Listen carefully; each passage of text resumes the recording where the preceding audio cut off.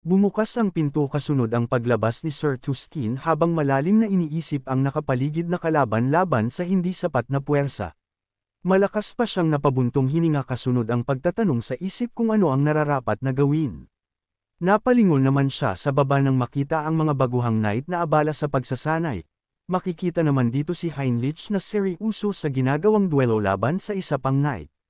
Nagawa ng lalaki na masagsak ng espada ang tagiliran ni Heinrich, ngunit hindi nito naiwasan ang pagsiko ng avatar sa kanyang mukha.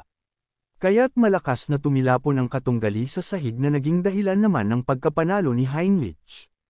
At dahil sa tuloy-tuloy na training na kamit ni Heinrich ang skill na warrior combat technique, agad namang naghilom ang sugat na natamo niya matapos gamitin ang rapid recovery na pinalakas ng holy power.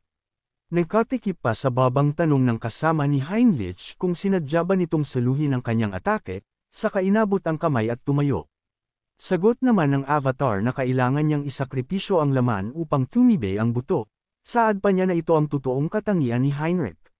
Sa kabila ng maganda at mabilis progreso, alam ni Heinrich na hindi pa ito sapat, dahil kailangan niya ng matinding pagbabago upang masabing lumago. Mula sa likuran rinig nilang nagsalita ng papuri ang isang lalaki, at sinabing ang lebel ng kapangyarihan ni Heinrich ay maitutulad na sa mga instructor o senior holy knight. Lalo namang ikinagulat ng dalawa nang makita na si Sir Tuskin Paladin ang taong lumapit at nagsalita mula sa likuran. Saad pa nito kay Heinrich na bagaman ramdam niya ang lakas ay kulang pa ito sa karanasan upang maging full-fledged holy knight. Mungkahi pa niya na tutulungan niyang maging mas malakas si Heinrich, saka inalok na sumama sa kanya sa Grand Temple ng Roselia. Di makapaniwalang naitanong naman ni Heinrich kung tama ba ang kanyang mga narinig na pahayag ni Tuskin, at agad na natauhan ng muling ulitin ng lalaki ang kanyang pag-aya. Nagdadalawang isip na sinabo ni Heinrich na nais niyang sumama ngunit, hindi na naituloy pa ang sasabihin dahil agad na utos ni Tuskin na sumunod sa kanya dahil aalis na sila. Patakbong sumunod naman dito si Heinrich at may pakiusap na sinabing kailangan muna niyang mag-impake, na hindi naman pinakinggan ng naglalakad na si Tuskin. Habang nagliliwanag ang paligid at naghahanda ng umalis, himuwakan pa niya sa balikat ang nabiglang si Heinrich saka sinabing ipapaliwanag niya dito ang lahat oras na makarating sila sa pupuntahan, na agad ding sinang-ayunan ng walang pagtutol na si Heinrich. Mabilis na naglaho ang dalawa at animoy kidlat na sa isang iglap ay agad na lumapag sa harap ng magandang Grand Temple ng Roselia. Manghang iginala ni Heinrich ang kanyang mga mata dahil di makapaniwalang nasa pinakamalaking sagradong lugar siya ng main religious order na matatagpuan sa sentro ng kontinente, ang puso ng mga puso kung saan nananahan ang mga pope at saint. Nang makapasok na sila bumungad ang pagbati ng isnag magandang babae, na nagpasalamat sa kanilang pagdating. Sabay namang yumuko ang dalawa kasunod din ang pagbati at pasasalamat sa kaharap na saint. Nasa isip ni Heinrich na ang Roselia Grand Temple ay ang pinakamainam na lugar upang mabilis na lumago. Nakangisip ang naisip niya na sa lugar na kinaroroonan ay magiging isa siyang knight na kinikilala ng lahat, kaya't sisiguraduhing mananatili ang kanyang paglago sa liwanag. Habang sa kabilang banda ang avatar na si Hans ay patuloy na iginugugol ang oras sa pagpaslang sa masasamang loob sa kanilang city. Ayon pa kay Sandhya na ang maduming pamamaraan ay patuloy niyang gagawin ng patago sa dilim. Habang nakaupo sa taas ng building si Hans kung saan tanay ang buong city, hawak niya ang cellphone at tinitingnan ang di inaasahang kasikatan online, matapos magapi ang halos lahat ng bumubuo sa human trafficking organization. Ngunit ang isang bagay na pinagtatakha ni Hans ay kung ano ang Bunchienho, na halos lahat ng villains ay binabanggit ito, na halatang konektado sa iba't ibang organisasyon. Habang nag-iinat na sabi pa ni Hans na aalamin niya ang lahat, habang patuloy na iniisa-isa ang mga villains, ngunit sa ngayon ay napagdesisyon ng gawa ng paraan ang perang naipon. Sa gitna ng madilim na gabi naglalakad si Heinz to ang vampirang avatar ni Sandhyan, habang nakasuot ng mask sa gitna ng mga tao na animoy isa rin siyang ordinaryo. At habang abala ang lahat sa paghahanap sa lalaking nakahaho mask, ngunit dahil dito ay tumaas ang bayaran sa mga untraceable valuables na isang oportunidad naman para kay Sandhyan. Ang kailangan lang gawin ni Heinz to ay humanap ng lugar na mapapagpaltan nito, kaya't agad na pumasok sa pintuan ng di pansining silid. Malumanay na pagbati ang bungad kay Heinz to nanograms isang lalaking nakaupo, Walang paligoy naman saad ng Avatar na nais niyang magbenta ng ilang mga item. Hindi man lang siya tinapunan ng lalaking nagtanong kung alam ba ni Heinz to ang lugar na kanyang pinuntahan. Dagdag pa niya na wala siyang pakialam sa kahit anong dala nito sa kainutusang umalis. Gulat na nanlaki naman ang mata ng lalaki nang ibuhos ni Heinz to ang laman ng hawak na bag, at tumambad sa harap nito ang mga gintong badge mula sa Human Trafficking Organization na Sangho. Agad naman itong nakilala ng lalaki sa kasinabi na ayon sa narinig niya minassacre ang organisasyon ng isang baliw na tao.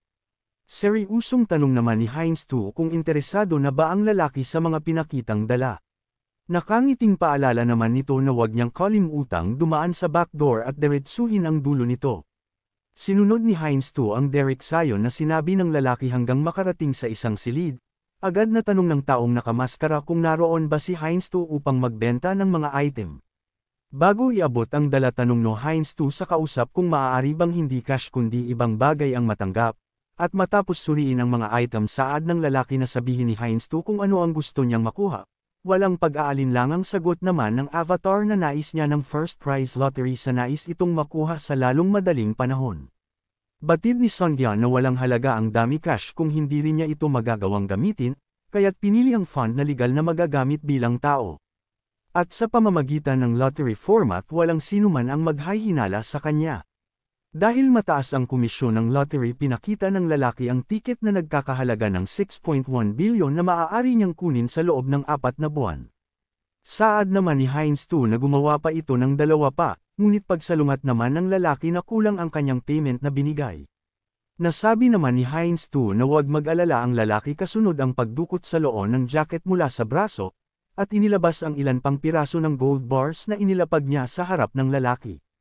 Manghang kinapitan ng lalaki ang suot niyang A-Space tool, saka mabilis na tanong kung saan ito natagpuan ni Heinz to.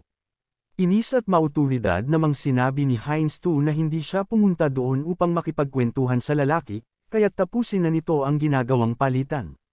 Dahil sa nakitang reaksyon ng Avatar agad na humingi ng tawad ang lalaki, na halatang pinagpapawisan dahil sa matinding takot. Tinapik pa ni Heinz to ang balikat nito sa kasinabing ipagpatuloy nila ang ganong usapan dahil madalas na silang magkikita. Masayang itinaas ni Heinz to ang 3 lottery first prize ticket sa ere, habang naglalakad sa gitna ng kalsada. Sandali pa siyang umupo sa tabi habang iniisip kung saan niya ito maaaring gastusin, napabuntong hininga pa niyang nasabi sa sarili na sana ay meron siyang kasamahan and maaari niyang paggamitan ng mga perang nakuha. At bago bumalik sa tinitirhan na pagdesisyonan niyang lumanghap ng sariwang hangin. Bago pa ang kapayapaan ng seguridad sa kanilang lugar ay lubhang masama dahil sa Human Trafficking Organization, ngunit sa kasalukuyan ay nanimbalik na sa dating kaayusan at kasiyahan ng mga tao. Napangiti na lang si Heinz to dahil sa kasiyahang naramdaman ni Sungyeon, matapos makita ang kapayapaang dulot niya sa lugar. Di naman nagawang kumilos ng Avatar at animoy napako sa kinauupuan ng magsalita malapit sa kanyang tainga ang isang lalaki, at itanong kung saan ang kanyang pinanggalingan. Napabalikwas na lang si Heinz to dahil hindi man lang niya naramdaman ang paglapit ng lalaki, na ngayon ay nakatayo na sa kanyang harapan. Saad pa nito sa kanya na nais lang niyang makipag-usap saglit kaya't wala siyang dapat alalahanin. Inis na asak namang tinawag ni Heinz to na bastardong bastos ang lalaki, dahil sa ginawa nitong lihim na paglapit at pag-amoy pa sa kanyang likuran. Walang paligoy at seryusong tanong naman ng lalaki kung isa bang vampira si Heinz to, na ikinagulat naman ng Avatar. Kasunod nito ipinakita ng lalaki ang 2 pangil bilang pagpapakilala na isa rin siyang vampira mula sa Dotmere Dimension, Level 6. Sunod-sunod na tanong pa nito kay Heinz to kung kailan siya nakabalik sa Earth, at ano ang kanyang pagkakakilanlan. Sa kabilang banda natulalang di man lang bumuka ang bibig ni Heinz to dahil sa gulat ng malamang bukod sa kanya ay mayroon pang Dimensions Vampire.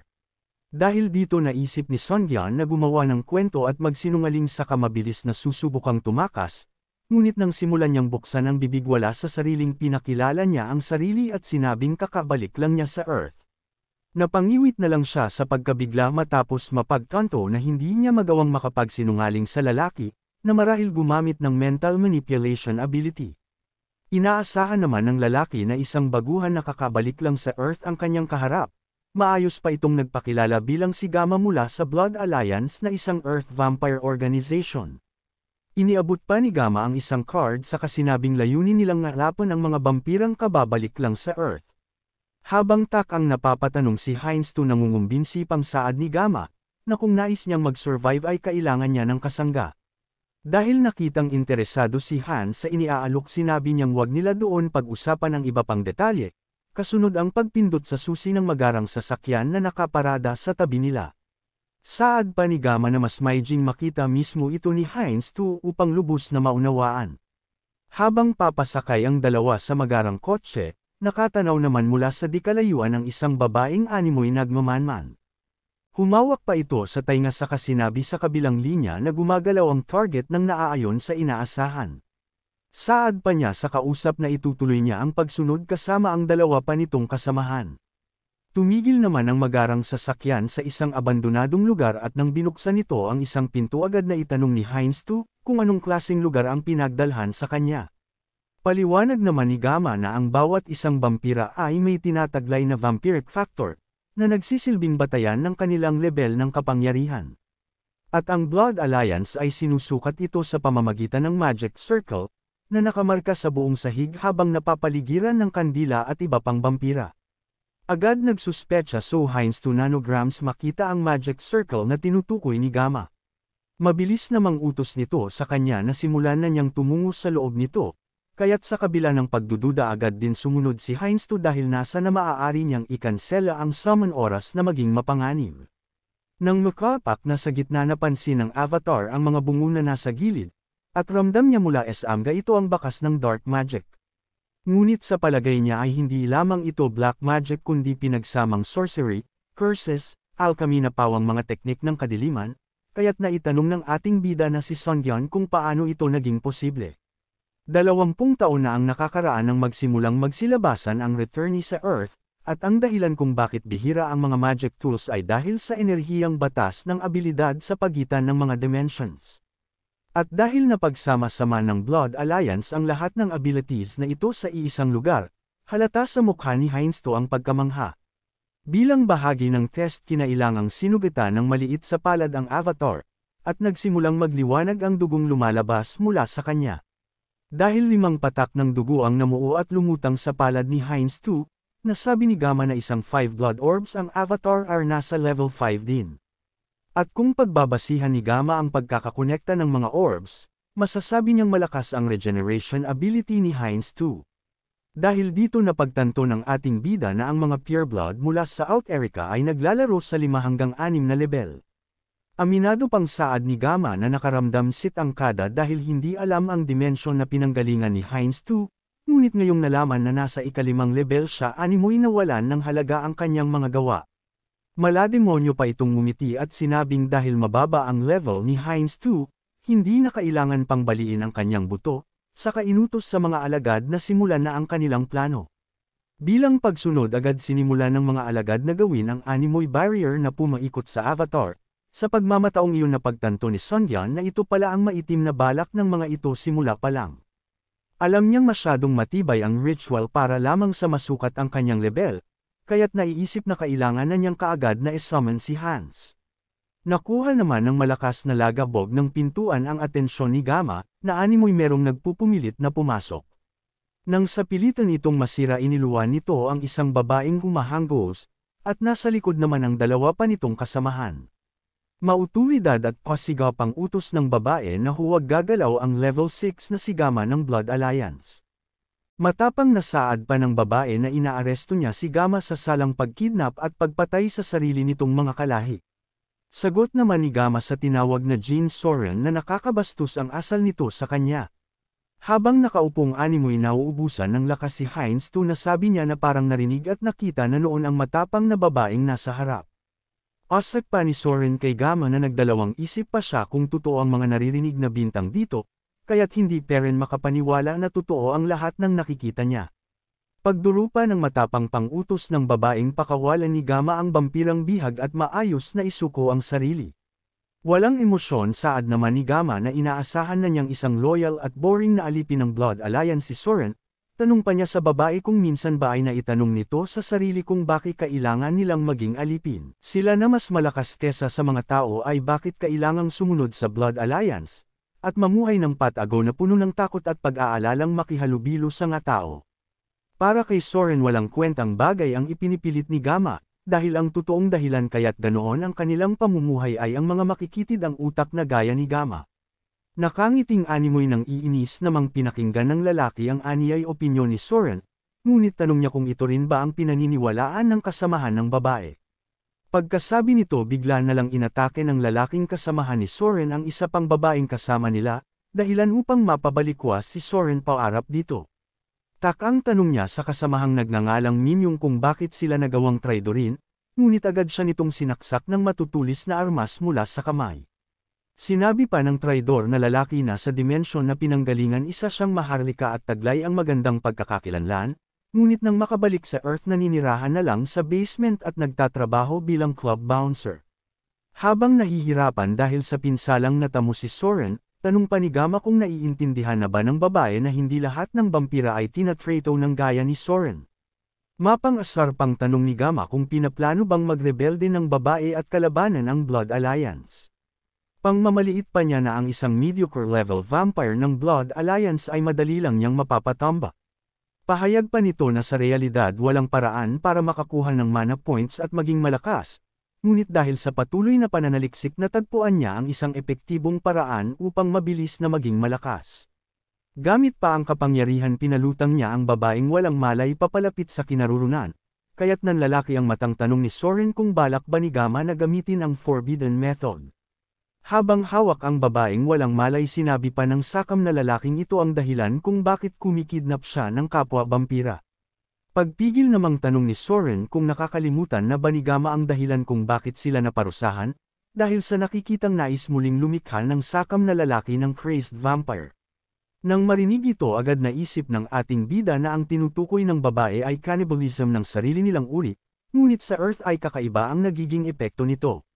Kapag ang isang vampira mula sa ibang dimensions ay kinain ang kauri niya, agarang aapaw ang kanyang district vampiric factor dahilan ng di mapigil ang lakas.